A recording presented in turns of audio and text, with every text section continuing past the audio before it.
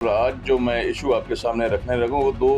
اداروں سے خصوصاً متعلق ہے۔ اس میں سب سے پہلا ادارہ جو ہے وہ کوآپریٹو ڈپارٹمنٹ ہے اور دوسرا ادارہ جو ہے نیب ہے۔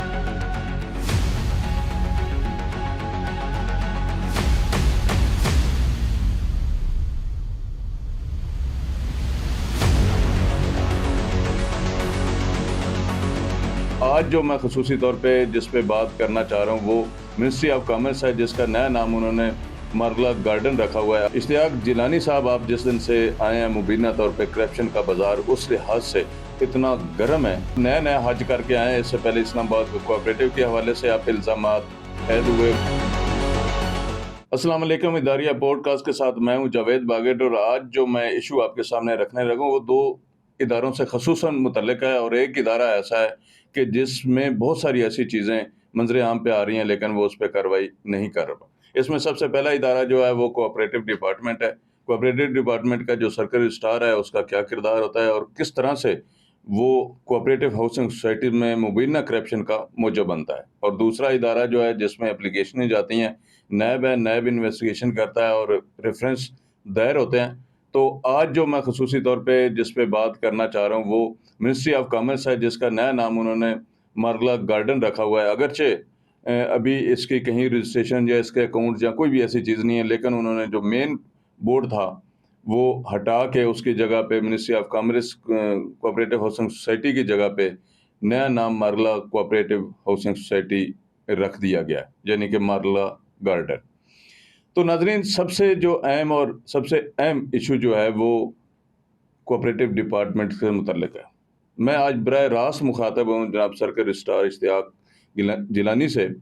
اشتیاق جیلانی صاحب آپ جس دن سے آئے ہیں مبینہ طور پہ کرپشن کا بازار اس لحاظ سے اتنا گرم ہے کہ کوئی بھی کوآپریٹو سوسائٹی جو ہے اس میں جو بھی چیزیں چل رہی ہیں اس کا براہ راست مبینہ طور پہ آپ سے ہی واسطہ ہے۔ جیلانی صاحب، میری آپ سے درخواست ہے کہ آپ نیا حج کر کے آئیں۔ اس سے پہلے اسلام آباد کوآپریٹو کے حوالے سے آپ الزامات عائد ہوئے، مبینہ طور پہ آپ نے ان کے ساتھ مل کے ان کے ساتھ جو کچھ کیا اس ادارے میں وہ آج کس طرح سے چل رہے ہیں، کیا بھگت رہے ہیں۔ اسی طرح سے آپ نے منسٹری آف کامرس کے ساتھ مبینہ طور پہ ملی بھگت کی اور ان کو کھلی چھوٹ دی رکھی۔ آپ اپنا جو جاری کردہ نوٹیفیکیشن ہے، جو الیکشن کا نوٹیفیکیشن آپ نے جاری کیا، اس میں 5ویں نمبر پہ جو مبینہ طور پہ نیب کی انکوائری میں مبینہ ملزم ہیں جن کا نام مظہر ہے، جو پچھلے ٹینور میں وہ کوآپریٹو اسی کا حصہ، اسی مینجنگ کمیٹی کا حصہ تھے، لیکن اس پہ رول 48 لاگو ہوا۔ وہ رول 48 کس طرح سے ہوا لاگو ہوا اور کس طرح سے اس کو اجازت مل گئی کہ آپ الیکشن لڑ سکتے ہیں۔ جیلانی صاحب، آپ نے جو نوٹیفیکیشن جاری کیا اس کو اگر آپ بغور دیکھیں، بغور ایک دفعہ پڑھیں، تو آپ کتنا مبینہ طور پہ ان کے ساتھ ملی بھگت کر کے پتہ نہیں کیا کچھ لے کے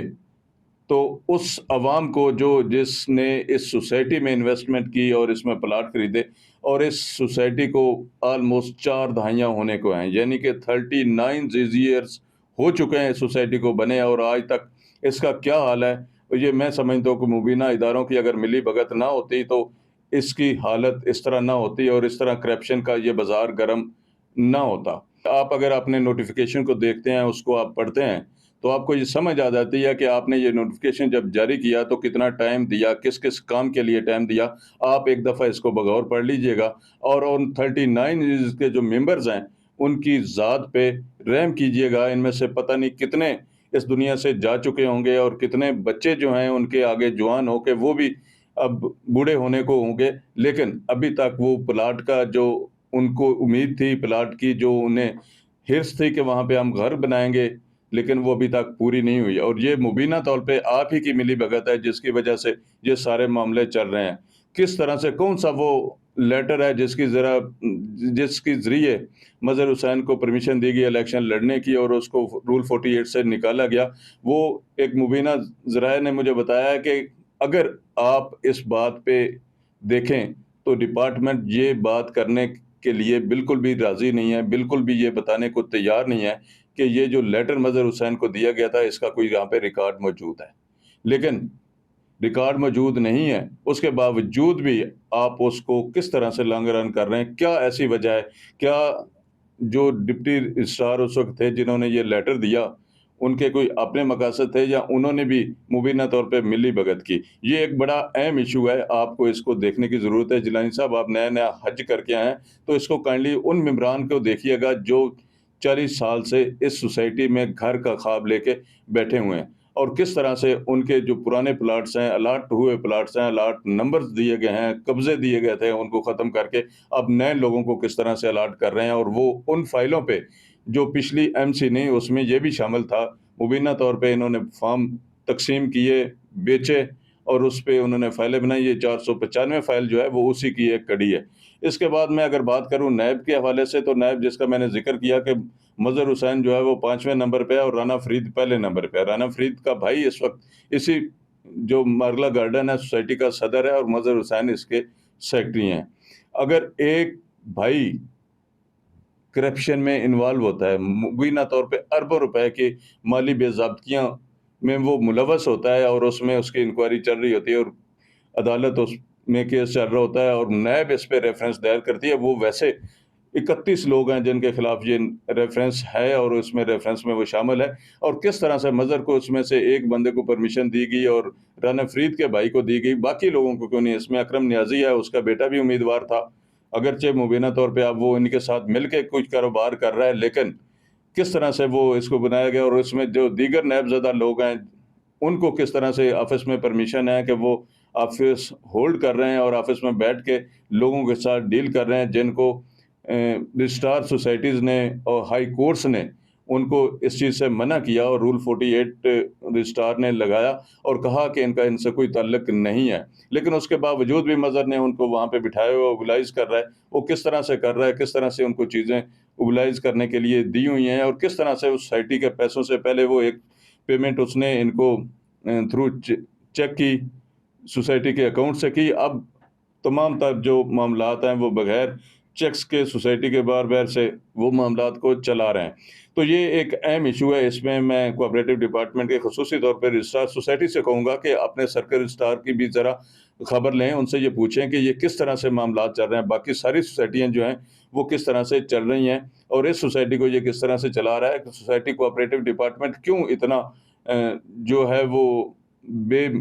مہاڑ ہو گیا ہے، اور اس کو کوئی روکنے والا نہیں ہے، وہ اپنی مرضی کے لوگوں کے ساتھ چل رہا ہے، اور مرضی سے لوگوں کے ساتھ چل کے ایسی کرپشن کا موجب بن رہا ہے جو ایک مثال بنتی جا رہی ہے۔ اور اس کے علاوہ میں اگر نیب کا ذکر کروں تو نیب میں بڑی اہم پیش رفت ابھی سامنے آ رہی ہے، کیونکہ پچھلی